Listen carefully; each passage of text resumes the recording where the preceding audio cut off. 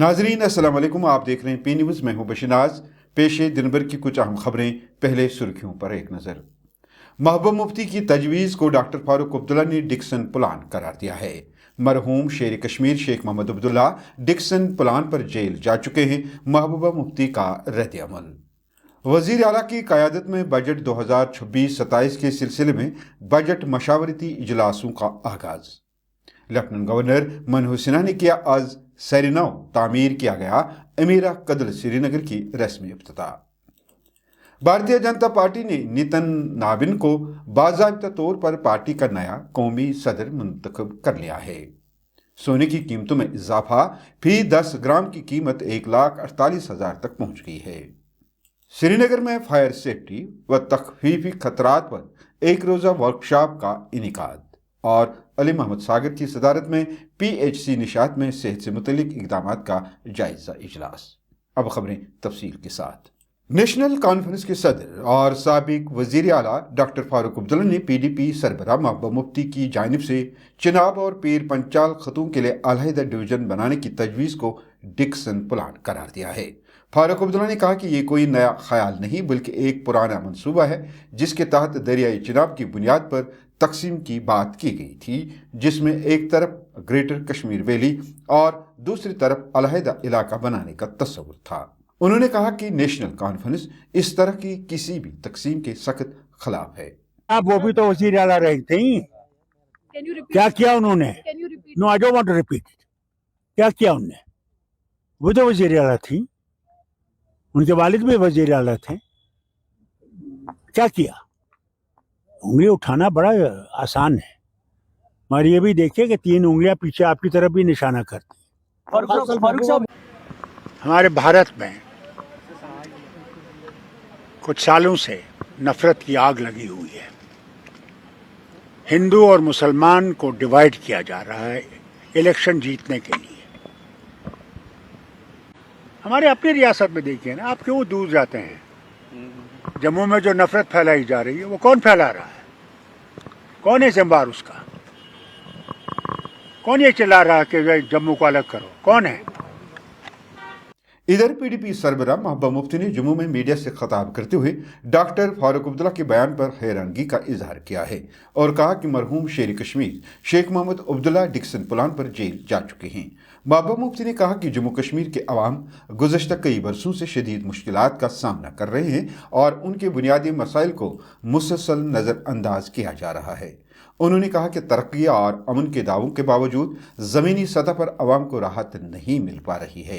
उन्होंने कहा कि मेरे बयान पर अगर डॉक्टर फारूक अब्दुल्ला को गुस्सा आया तो उनकी सोच है। तो उनको भूल गया कि उनके जो वालिद हैं शेख अब्दुल्ला साहब मरहूम, उनको डिक्सन प्लान के लिए ही अरेस्ट किया गया था। ये नेशनल कॉन्फ्रेंस का एजेंडा हो सकता है, शेख साहब मरहूम का एजेंडा हो सकता है जिसके लिए उनको अरेस्ट किया गया, डिसमिस किया गया, जेल में डाला गया। मुफ्ती मोहम्मद सईद साहब की पार्टी का ऐसा कोई एजेंडा नहीं हो सकता है।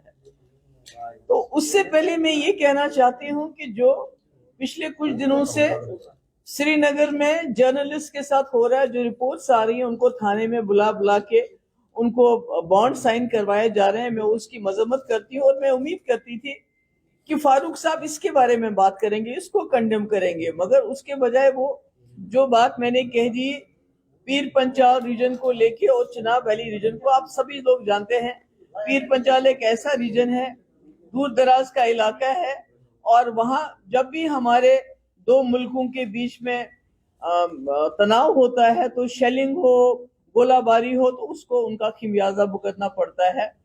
और बहुत ही लोग वहां जो है अभी पस्त हालत में हैं, तो इनको इंतजामिया वहां देना, वहां डिवीजन उनको देना, एक डिविजनल कमिश्नर का बैठना, मुझे समझ नहीं आता ये कहां से बन गया डिक्सन प्लान। इसी जम्मू कश्मीर के वज़ीर आला और वज़ीर ख़जाना उमर अब्दुल्ला ने बजट 2026-27 की तैयारियों के सिलसिले में आज से बजट मशावरती इजलासों का आगाज़ किया है। बजट सेशन से कबल ये मशावरत मुख्तलिफ इंतज़ामी महकमों के साथ की जा रही है ताकि तरक्याती तरजीहात और माली ज़रूरियात को हतमी शक्ल दी जा सके। महकमा ख़जाना की जानिब से जारी किए गए शेड्यूल के मुताबिक वज़ीर आला आज और कल اور پرسوں یعنی 22 جنوری کو مجموعی طور پر 24 انتظامی محکموں کے ساتھ میٹنگز کی صدارت کریں گے۔ ان میں 8 ایسے محکمے بھی شامل ہیں جن کے وزیر خود عمر عبداللہ رہے ہیں۔ جموں کشمیر کے لیفٹیننٹ گورنر منہوج سنہا نے آج سر نو تعمیر کیا گیا امرا قدر سری نگر کی رسمی افتتاح کے موقع پر کہا کہ یہ پل تہذیبی وراثت اور جدید ترقی کی علامت ہے۔ انہوں نے کہا کہ اس منصوبے کا مقصد قدیم ورثے کو جدید شہری سہولیات کے ساتھ جوڑ کر شہر میں ایک متحرک ثقافتی ماحول پیدا کرنا ہے۔ انہوں نے مزید کہا کہ سمارٹ سٹی منصوبے کے تحت سری نگر روایتی شہری شناخت بحال کی جا رہی ہے اور عوامی سہولیات و رابطہ نظام کو بہتر بنایا جا رہا ہے، جس سے شہر خاص اور شہر کے درمیان پرانا تعلق بھی مضبوط ہوگا۔ بھارتیہ جنتا پارٹی نے نتن نابن کو باضابطہ طور پر پارٹی کا نیا قومی صدر منتخب کر لیا ہے۔ ہیڈ کوارٹر میں منعقدہ تقریب میں نریندر مودی، راج ناتھ سنگھ، امیت شاہ اور نتن گڈکری سمیت کئی سینئر رہنما موجود تھے۔ بھارتیہ جنتا پارٹی کے ریٹرننگ آفیسر کے لکشمن نے نتائج کا اعلان کرتے ہوئے کہا کہ انتخاب اس بات کا ثبوت ہے کہ بھارتیہ جنتا پارٹی میں قیادت محنت اور لگن سے ابھرتی ہے، نہ کہ خاندانی وراثت سے۔ 35 سالہ نتن نابن بی جے پی کے 12ویں قومی صدر ہیں اور پارٹی کی تاریخ کے سب سے کم عمر صدر بھی بن گئے ہیں۔ انہوں نے حال ہی میں بہار حکومت میں اپنے وزارتی عہدوں سے بھی استعفیٰ دیا تھا۔ سونے کی قیمتوں میں اضافے نے آج بلند ترین سطح 1,48,000 روپے فی 10 گرام چھو لی ہے، جبکہ چاندی کی قیمت تقریباً 3,20,000 فی کلو گرام تک پہنچ گئی ہے۔ گزشتہ کئی دنوں سے چاندی کی قیمت میں تقریباً 11% کا زبردست اضافہ دیکھا گیا، جبکہ سونے میں لگ بھگ 2% اضافہ ہوا ہے۔ ماہرین کا کہنا ہے کہ بڑھتی ہوئی جیو پولیٹیکل کشیدگی اور معاشرتی غیر یقینی صورتحال نے سونے اور چاندی کو سرمایہ کاروں کے لیے محفوظ پناہ گاہ بنا دیا ہے۔ Institute of engineers India Jammu Kashmir state centre نے میکینیکل و ہاسپٹل انجینئرنگ ڈپارٹمنٹ کشمیر اور Jammu Kashmir fire and emergency services کے اشتراک سے فائر سیفٹی تخفیفی خطرات پر ایک روزہ ورکشاپ کا انعقاد کیا۔ ورکشاپ کا موضوع آتش زدگی کے خطرات کی روک تھام، کنٹرول اور تخفیف کے لیے جدید انجینئرنگ حل رکھا گیا، جس کا مقصد فائر سیفٹی کے حوالے سے آگاہی، تیاری اور مؤثر انجینئرنگ اقدامات کو فروغ دینا تھا۔ نیشنل کانفرنس کے جنرل سیکرٹری علی محمد ساگر کی صدارت میں آج UPHC نشاط میں صحت سے متعلق اقدامات کا جائزہ اجلاس منعقد ہوا۔ اجلاس میں عوامی صحت مراکز کی بہتری اور طبی سہولیات کو مضبوط بنانے پر تفصیلی غور کیا گیا۔